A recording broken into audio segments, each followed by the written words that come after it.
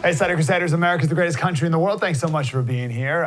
Impeachment. Could there be a more foolish, pointless exercise than Trump being impeached over what happened last Wednesday? Listen, let's just play a minute of Tom McClintock. Tom McClintock is a wonderful congressman out of Northern California. Here he is. The power of impeachment is the most solemn and consequential act that Congress can take.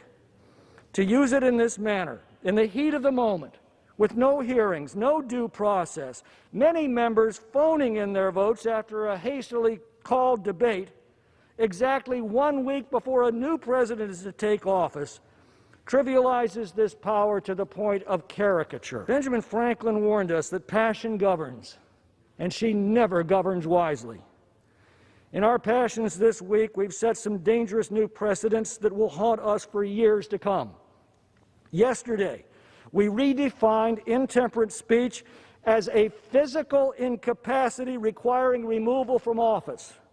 Today, we define it as a high crime and misdemeanor. Well, the moment any member of this body gives an impassioned speech and the lunatic fringe of their movement takes license from it, be prepared to answer to this new precedent that we established today. The Democrats are just trying to milk the last couple days out of the Trump presidency, every last drop that they can get. And they only wanted to do this to say that Trump was the only president who's ever been impeached twice. They want him to be in the history books for that reason and that reason alone. But as McClintock said, who cares? It's been watered down to mean nothing, and it's not going to go to the Senate at all, so it literally doesn't mean anything. Babylon Bee had a great article. The headline was, "Evil Fascist Dictator Censored and voted out of office." And the dangerous, evil, all-powerful fascist Nazi dictator Donald Trump have been voted out of office, as is tradition for evil dictators. And like many evil dictators before him, Trump will serve one term as president and will peaceably retire to Florida and hold occasional rallies, as dictators love to do. Everything's freaking out all the time. Remember, the left, the far left hates you and everything you stand for, as we've proven many times over the last couple of days. They think, or they say, for political purposes, that Wednesday was a terrorist attack. They think that Trump is bin Laden, the head of a terrorist organization, and therefore you are a terrorist. Why are they doing this? Jesse said the last 4 years were not supposed to happen, and they are going to make sure that it never happens again. Now, with Trump gone, now they're going to say that Trump wasn't the cause of all this. Now, for the last week or so, Trump's the head of the snake. You cut off the head and the snake dies, right? But now they're going to flip.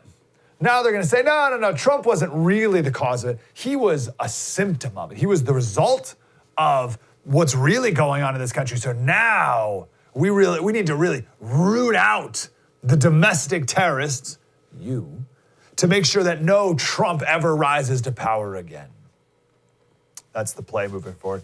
Nothing will ever appease the far left. They don't want unity because unity doesn't win elections.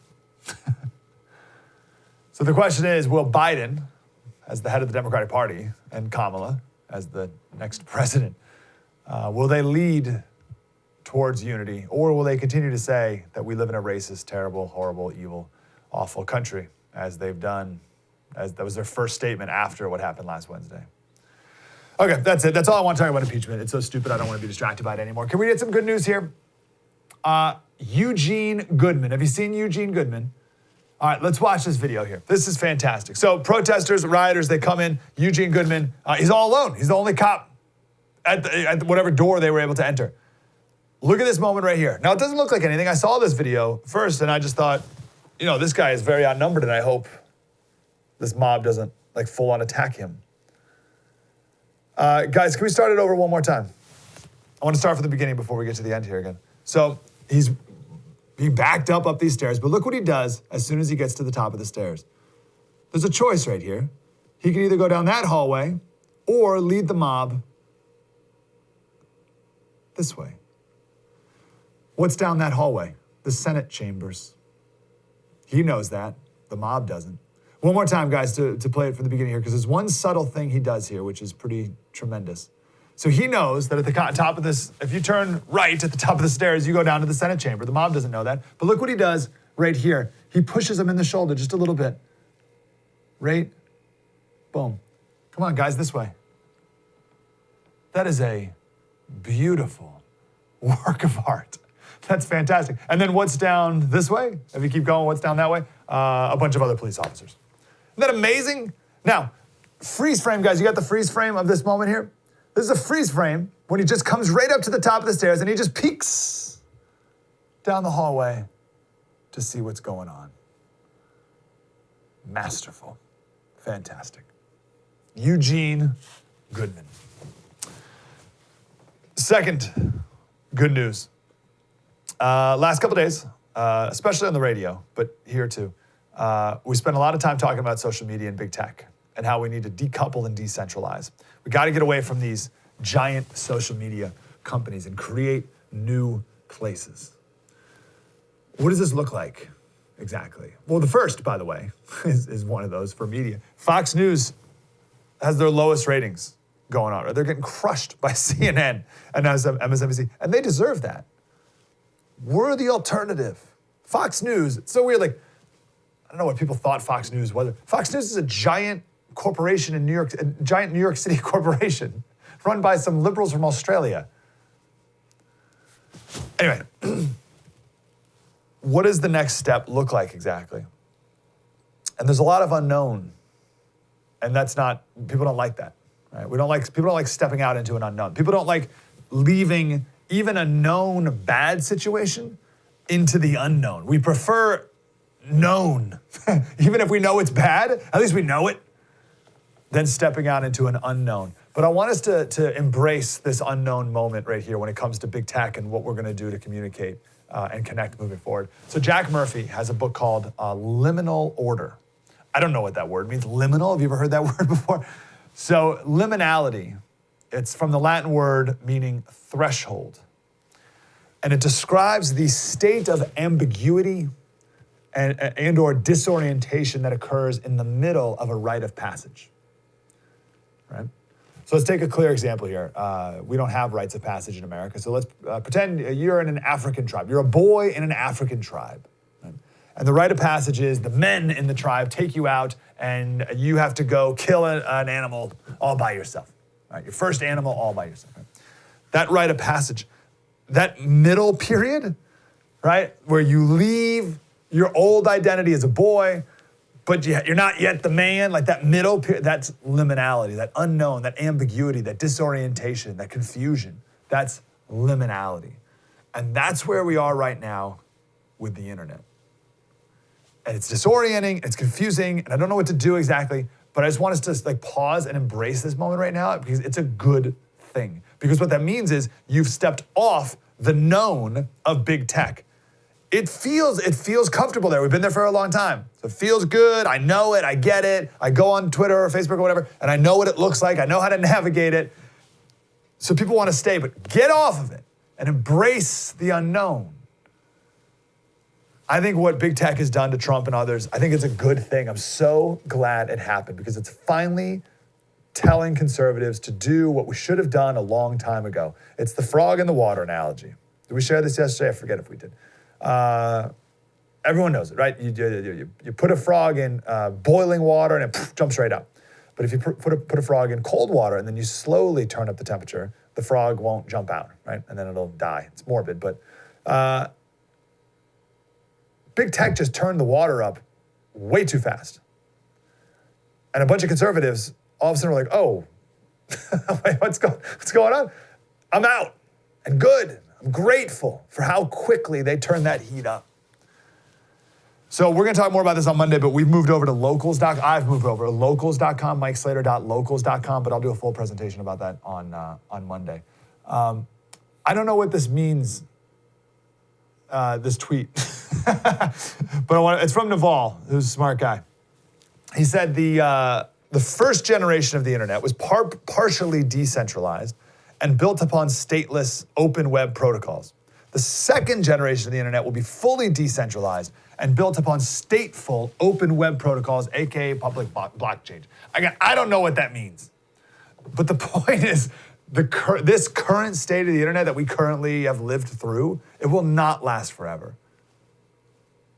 it was a fluke or a growing pain or whatever, right? But it's out of control now, and we're aware of it, and we're moving on.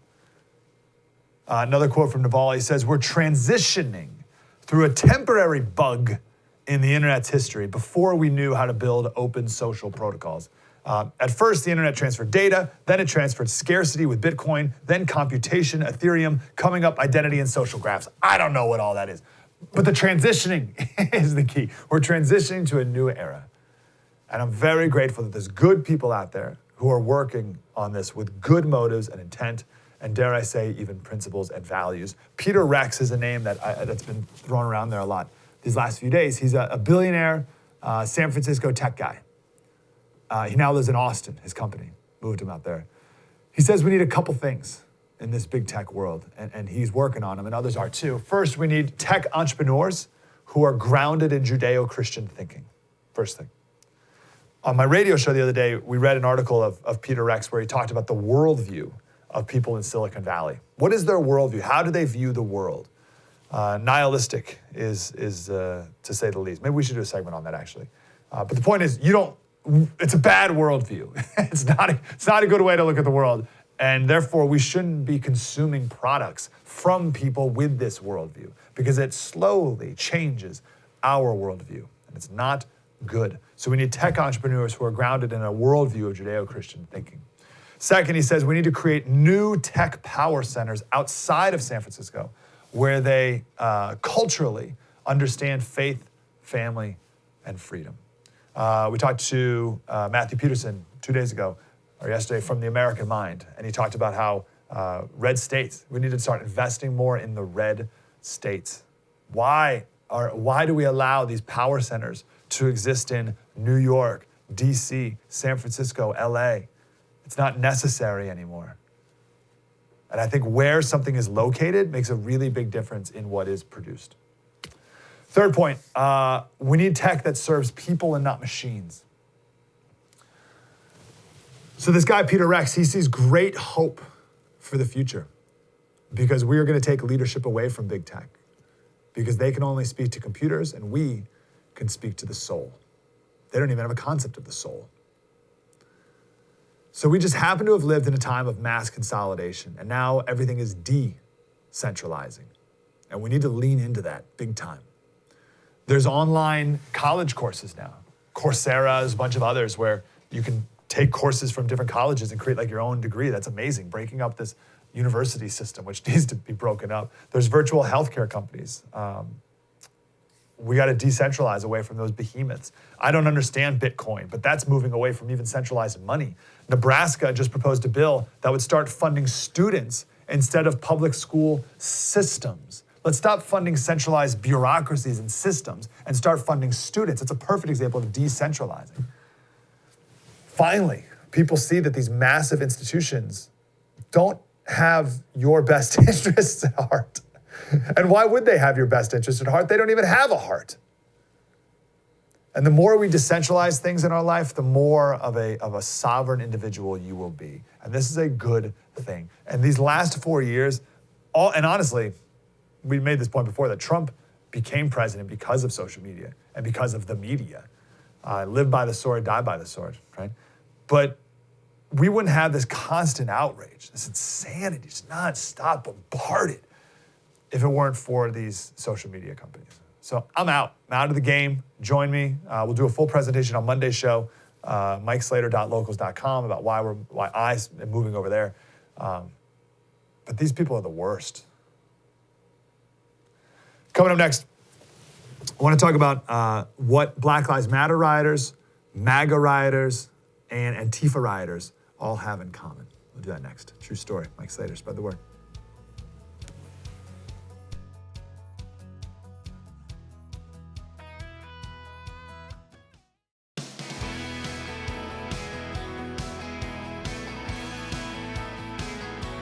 Hey, Slater Crusaders, I want to try to make sense of the people who were doing the rioting at the Capitol last Wednesday. I think the Black Lives Matter activists, the Black Lives Matter rioters, the Antifa rioters, and the MAGA rioters, the people involved with all of those are actually very similar.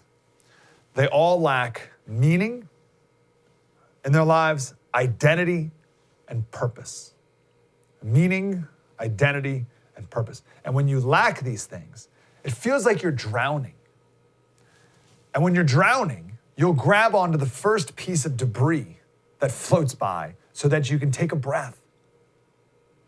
Now, there's a lot of things that people without meaning in their life can grab onto. They can grab onto drugs, porn, gambling, like tons of addictions. You can become very violent and angry or very checked out and angry.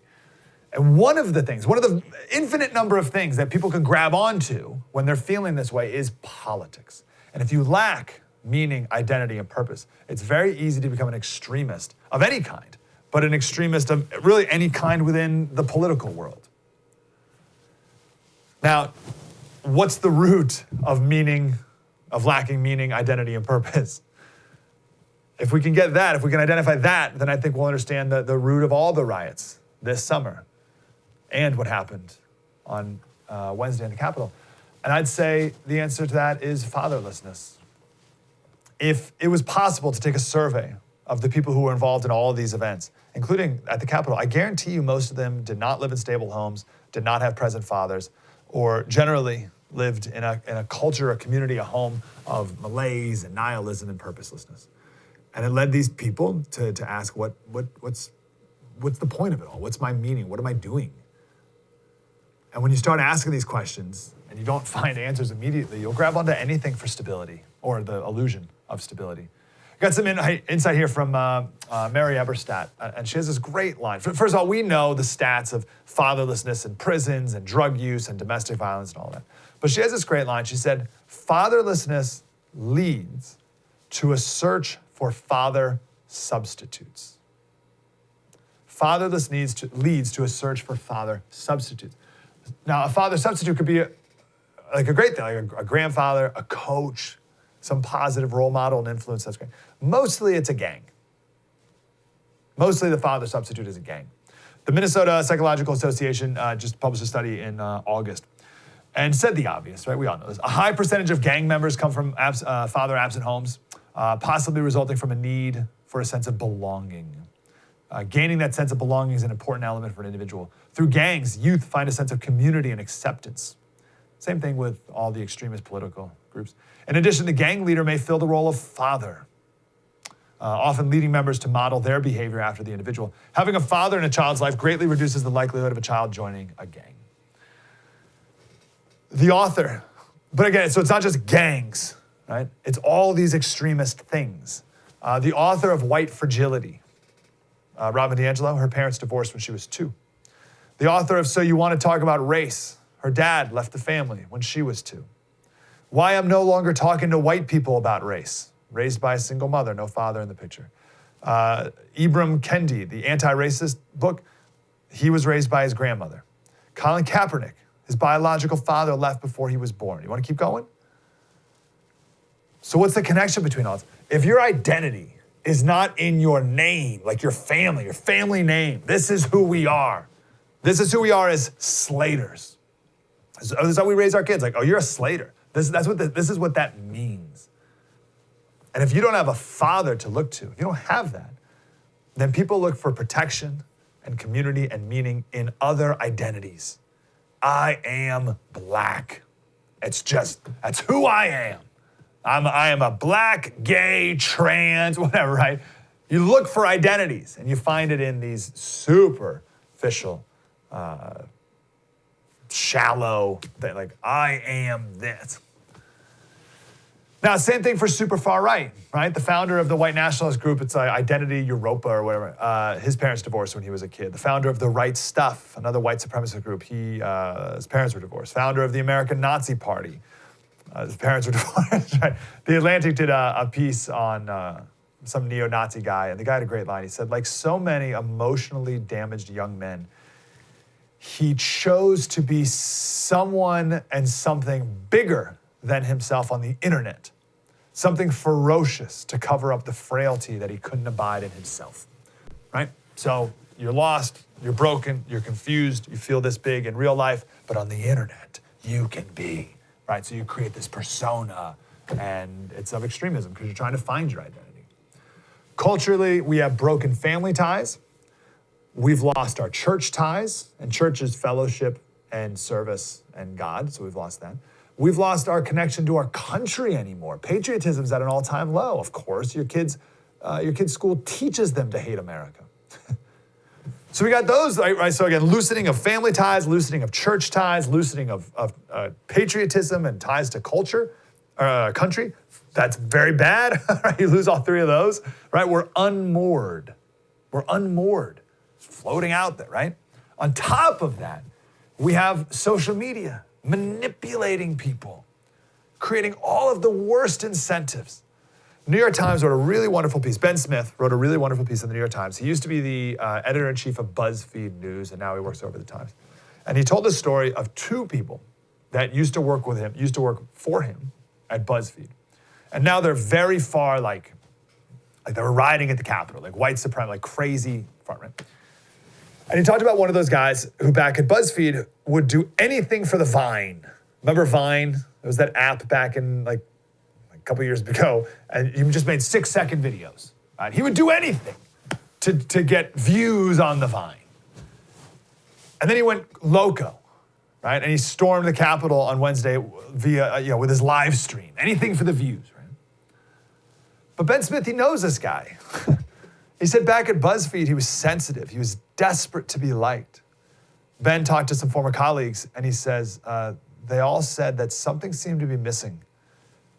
He was hollow inside, haunted by a lonely childhood in Alaska.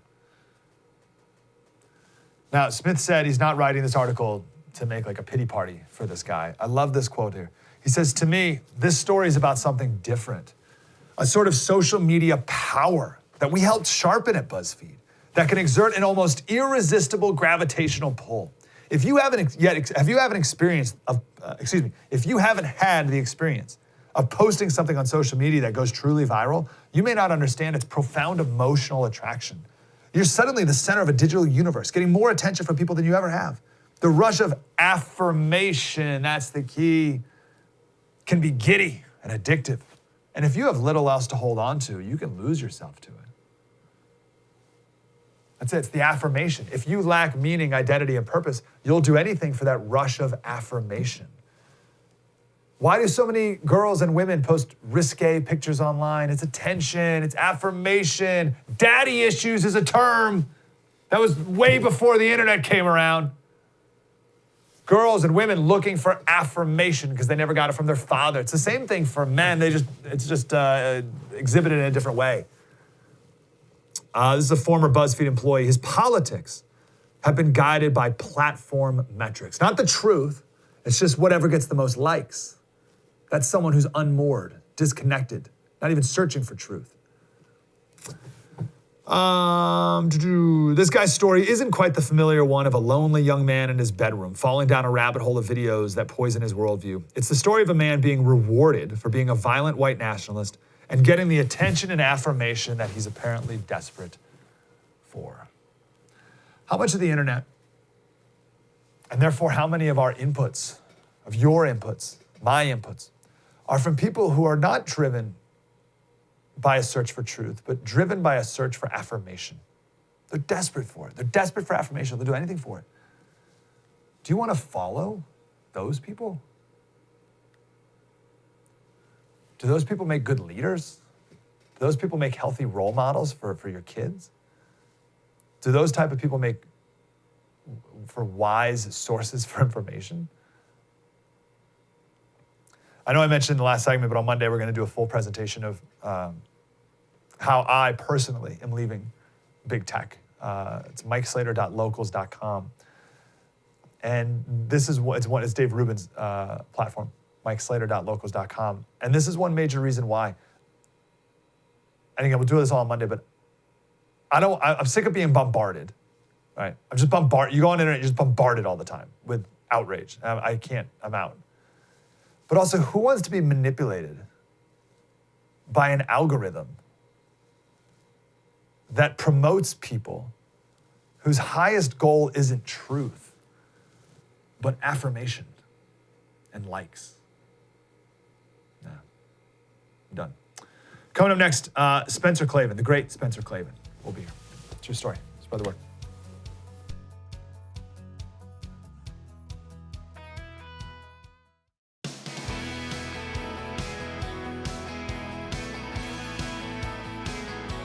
Hey, Slater Crusaders, I don't think I've ever promoted another podcast on this show, but you need to listen to Spencer Clavin. His podcast is called Young Heretics. He's the associate editor at the Claremont Institute. Spencer, how are you, brother? I'm doing great, thanks. I'm honored to be your only promoted podcast. I'm going to put that on my book. There you go. Yeah, Slater's only promoted podcast. All right, let's start with Trump. So you're a classicist. Give us an ancient perspective on the tragic figure that is Donald Trump. Like, get us out of our modern perspective. Like, how would he rank, or how should we view him from an ancient's perspective? Yeah, this is a really interesting question, actually, because the hilarious comparison that Trump's enemies always make between him and ancient figures is Julius Caesar, right? Because this whole line about how he's a dictator, he's trying to, stage a coup, and now, of course, with the, really unfortunate and embarrassing spectacle of the Capitol on the 6th, that narrative is going to just only gather on steam. You'll see them pushing it that this was, an attempt at Caesarism, essentially, at being Rome's first unofficial emperor, which is what Julius Caesar did. He sort of staged a military coup and took over and ushered in the age of empire. This, to me, is completely absurd for any number of reasons. You don't kick dictators off of Twitter. You don't vote them out of office. There's any number of reasons why Trump is obviously, and Trump has never aspired to using the military to overthrow the government. That's an absurd claim that's been floated out there on the basis of really, as it were, trumped up ideas about what happened on the 6th and before.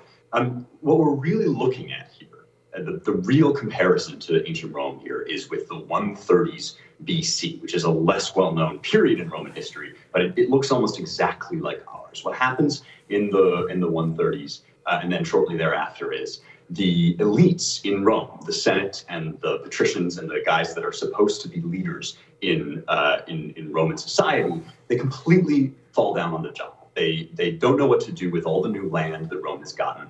They start shipping in foreign labor to basically enrich themselves, and there arises all of this populist frustration, this annoyance and fury, even with the fact that these people were supposed to be these young men who were supposed to be inheritors of Rome's greatness are basically being disenfranchised, and the Senate won't do anything about it. And so whether you like it or not, and I don't like it very much, that situation just creates the possibility for a leader to step up and say, you know what, I hear you, I hear your complaints. And frankly, Trump did that most effectively, but there are other contenders on the left as well. I mean, Bernie Sanders, right, is somebody that is trying to mobilize that populist energy. And because it's been shunted down and shoved down again and again and again, what you are seeing is you're seeing people get desperate. And I understand, I understand why they feel that way. And of course, maybe not of course, but in the 130s BC in Rome,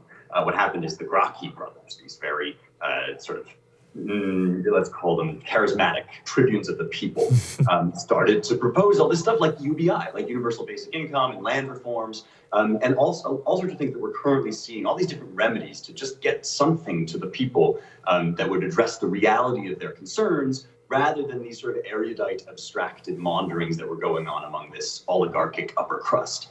And that led to political violence. The Senate couldn't brook what was going on. The Gracchi themselves were overstepped their bounds. And this was 133 BC in Rome was the first outbreak of civil war. So this is why, when conservatives like me start to, get really furious and frustrated with the left excusing rioting, as they did all throughout summer of 2020, when we start to worry about the complete failure of our elite classes, of our senatorial classes, but also our academics, all the people who are supposed to be at the top of our meritocracy, who have created this oligarchy where they don't know how to respond to any of the crises on the ground. They're not listening. They're shoving, they're just shoving out like $600 checks after months into the middle of this mob, essentially. And this makes people like me very antsy, because it's a recipe. It's a recipe for political catastrophe.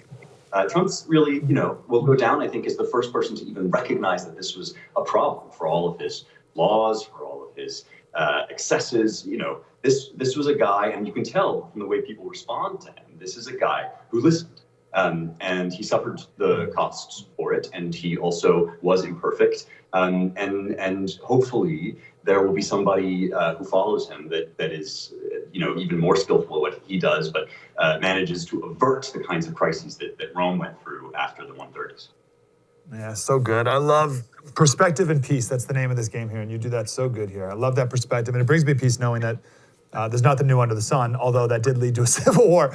Hopefully we can avert it. What were the failures of the elite back then, period, / what were the failures that maybe they share in common today? Like, was it a decadence? Was it just ineptness? Or what did you see back in, what was seen back in 130 BC?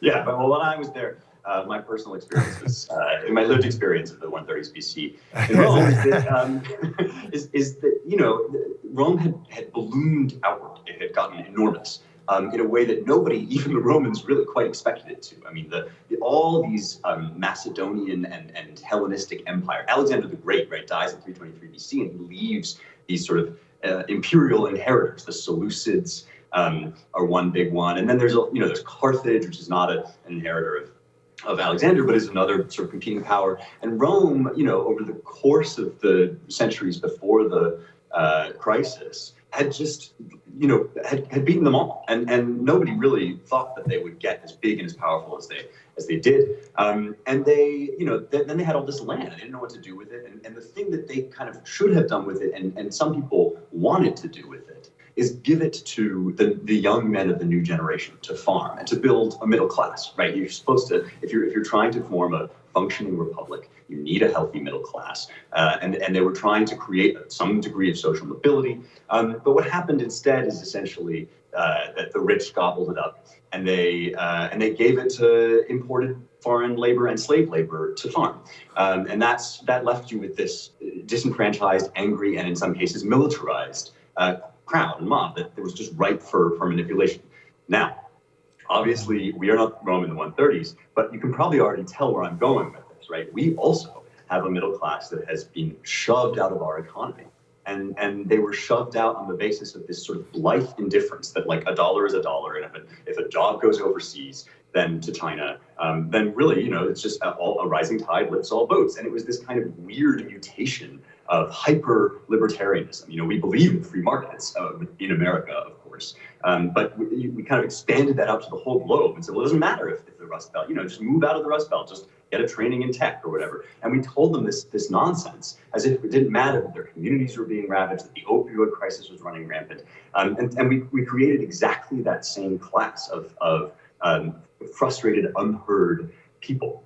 That's the first thing. We layered on top of that mess, our elites layered a completely wackadoodle theory about humanity and religion, right? I mean, this is the thing that we have really piled on top of this that's driving people absolutely insane. If you take God out of the picture, as we essentially were told to do by our supposed betters from the 1960s onward in this country, as part of a sort of soft Marxist cultural coup. We were told that there was no God, that smart people didn't believe in God. And of course, as has been said by some of my smarter colleagues, God is a module, meaning God does not go away from the human heart and the human spirit. You just open up a big God-shaped hole. And people are filling that now with woke politics. They're lighting prayer candles to Stacey Abrams. They're putting everything into that God-shaped hole that they can.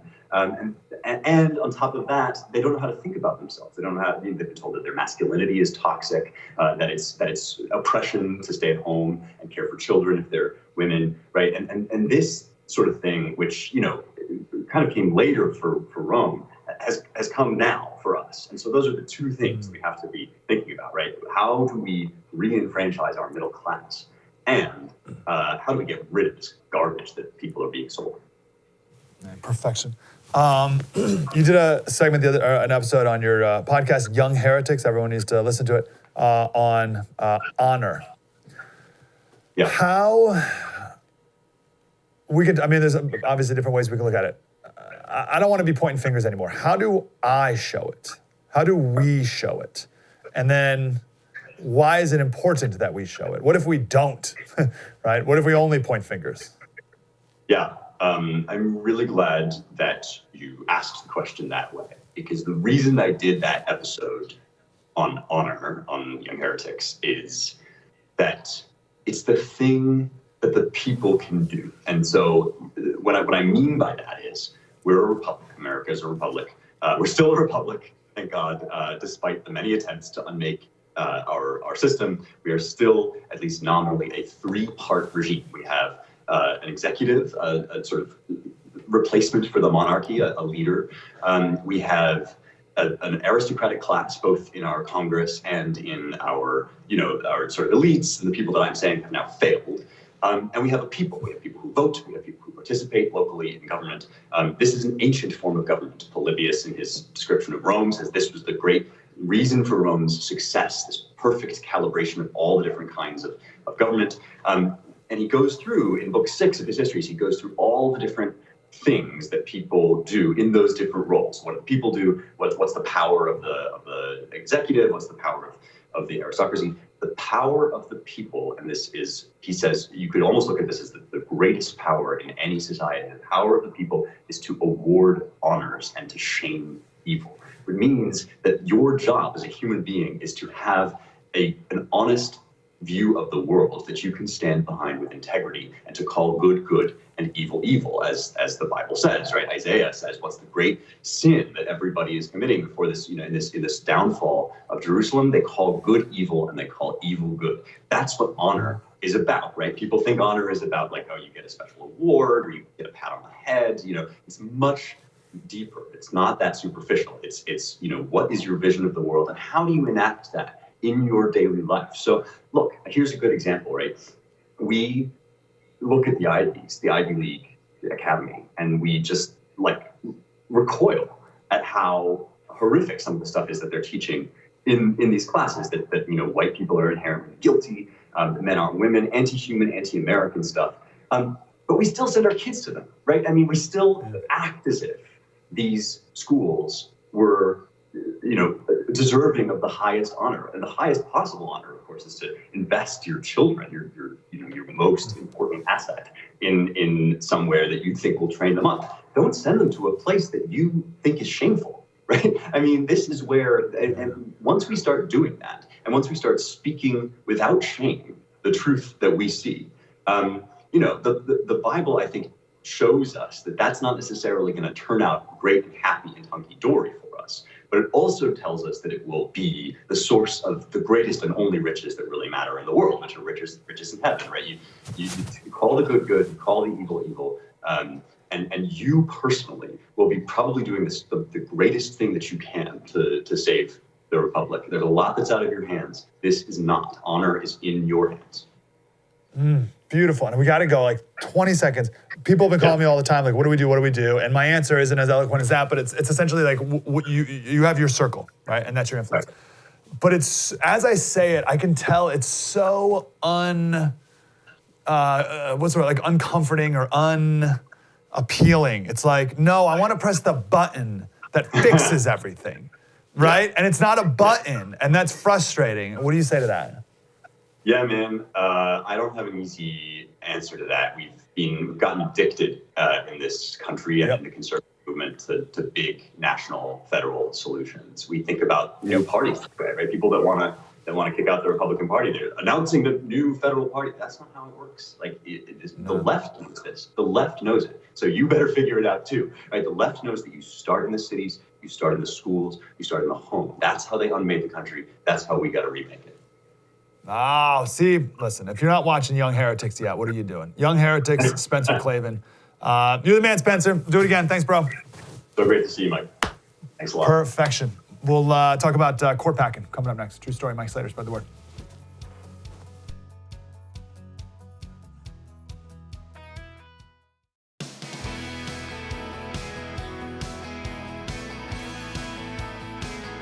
Hey, Slater Crusaders, tomorrow's special is about the inauguration. So we'll explain more of that coming up in a minute here. But we're going to see a lot of changes here moving forward. One of those, potentially, could be in the court. So I want to talk about that with Giancarlo Canaparo. He is a legal fellow at the Heritage Foundation. Giancarlo, how are you, brother? I'm good. How are you? Really good. Thanks for being here. So help me get a perspective of Trump's legacy on the courts. How much of a change did he make in his 4 years? Sure. Big change in a lot of ways. Obviously, what comes most quickly to mind is the 3 Supreme Court justices that he's got on the Supreme Court. But slightly less obvious, but just as important legacy is what he has done to the lower courts. He has appointed more judges to the lower courts than any president in one term, going back at least to Jimmy Carter. And he's done something really unusual, too. He's not just picked people who are sort of conservative or judges who are sort of conservative. He's picked people who really have a clear idea of what it means to be a good judicial conservative. These are not the old sort of squishy judicial conservatives of Sandra Day O'Connor or Chief Justice Roberts Day, who try very hard to sort of conserve the gains made by liberal justices in the past and try to rein them in, usually without success. No, these are people who believe very strongly and have a very clear vision of what it means to be a judge, that they are not policymakers, that they are not instruments for change, that they are not going to be imposing their political views on the country. These are judges who are deeply committed to the rule of law and are not going to be made into political stooges. Now, what that means for Biden is that he cannot expect that he's going to be able to push an activist liberal agenda through the courts. Trump's judges in the lower courts occupy 1/3 of all seats on the courts of appeals. Now, the courts of appeals are actually extremely powerful because the Supreme Court only hears about 76 cases a year. So the vast majority of cases get decided in the courts of appeal. And you can bet there's a statistical chance that any panel, a 3-judge panel on the courts of appeals, will have at least one Trump-appointed judge on there. And these guys are stalwarts, and women, these guys and girls are stalwarts. Yeah, wonderfully said. So 1/3 of the Court of Appeal judges are Trump judges, whatever the right term is. So I look at that and I'm like, well, that means there's 2/3 progressive, flaming, on fire, right? But it's, no, there's probably some other good conservative judges on there as well, right? That's exactly right. There are many good conservative judges who were not appointed by Trump. What Trump did very well is he figured out who they were and he picked judges in their mold. Wow, that's amazing. So, and I know he's criticized Obama for not doing that. So, why did Trump do that, or how did he know to do that, or how much of the credit goes to McConnell and the Senate Republicans for getting these through? You know, I've often wondered exactly where the credit for this lies, but I think that this is a testament to a movement that has really come together and worked hard together. It is sort of a brain pool of people in the administration, in McConnell's office, in the Federalist Society, and even some of my colleagues here at Heritage. They've put together a brain trust, and they have gone out and scoured the country for the best judicial candidates, and they have done an excellent job of finding them. And McConnell has done an extraordinary job of getting them through the Senate despite historic obstruction. Yeah, that's great. So groups like the Federalist Society, they found and they were ready. Like, so these judges were, here's the list, and let's do this. Exactly right. Right. Yeah, groundwork laid. Wow, that's really good. Wow, that's so encouraging. You talked about pushing through, progressive agenda from Biden. Big tech, something we talked a lot about on this show and today even. What changes regarding big tech are going to be done legislatively versus through the courts? You know, I wouldn't expect a lot of changes through the courts. The one thing that we have seen out of one circuit court of appeal a few years ago is that they have treated forums like Twitter as a public square and said that certain free speech protections have to apply there, even though it's a private company. Now, whether that gets expanded in the courts, I'm not sure. Whether there's a legislative address to big tech is pretty up in the air right now, because as you know, the Democrats weren't very fond of big tech, but big tech is doing, their dirty work for them at the moment, which creates an incentive for Democrats not to do anything about them. So we'll see. My guess is that But to the extent that Democrats would want to rein them in, and that would affect Democrats' ability to use big tech, that won't happen. and it sounds like what you said earlier, you don't anticipate many changes coming judicially. Correct. Yeah, with anything. That's great news. So to go legislatively, what are your thoughts on court packing and the chances that the the Democratic Senate, sort of, with Manchin and others, so we'll call it a Democratic Senate, Democratic House, Democratic presidency. What are the chances you think that they actually do end up packing the court, or is that too high of a call?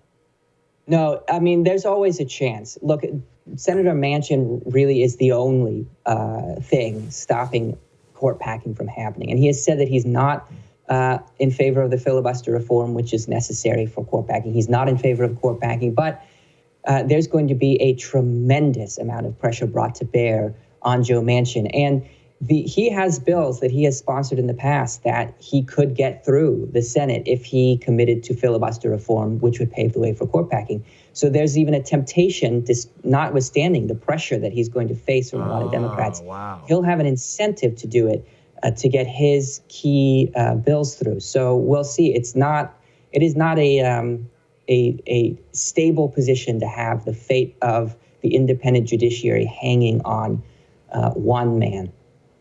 Interesting point about he has an incentive because he wants other things passed. Give me like the 2-sentence. Like I'm walking down the street, someone says, Slater, what's the filibuster? Give me like the 2-sentence analysis on what a filibuster is and what the Democrats want to do with it. Sure. So the filibuster just says that a majority of senators can stop, or a minority of senators, in fact, it can stop discussion on a bill from going forward and basically cut it off. And to get past filibuster, you need more than a majority of senators. And that has been important for the Senate because it has meant that the Senate can't act except in a pretty bipartisan manner, which has really fulfilled its deliberative purpose, which is why it exists. It's not the fast-acting, hot-tempered body of the House. It's deliberative, it's slow, and it's supposed to be that way. And that's what the filibuster preserves. I think that was 3 or 4 sentences. No, no, it's good. So 60. So right now you need 60 votes to end debate, which is good because you don't only just need the 50 Democrats or vice versa, depending on who's in power. You need 10 more Republicans to also say it's time to end debate. So they want to get it down to just a simple majority. Yeah. Okay. But you're saying they need to do that before they could do any court packing, surely. Yeah, that's so that's right. the first attack. Okay. Giancarlo Canapato, man, thank you, brother. Really good insight. Love that. Thank you. Yeah, my pleasure. That's a legal fellow at the Heritage Foundation, of course. That's it. That's the end of the show. Tomorrow, our big special on the inauguration. We'll talk about the history of, we'll talk about some tumultuous inaugurations in the past, and we'll talk with a man who grew up in a communist country who never even had a concept of peaceful transfer or just transfer of power at all. Do that all coming tomorrow. Spread the word.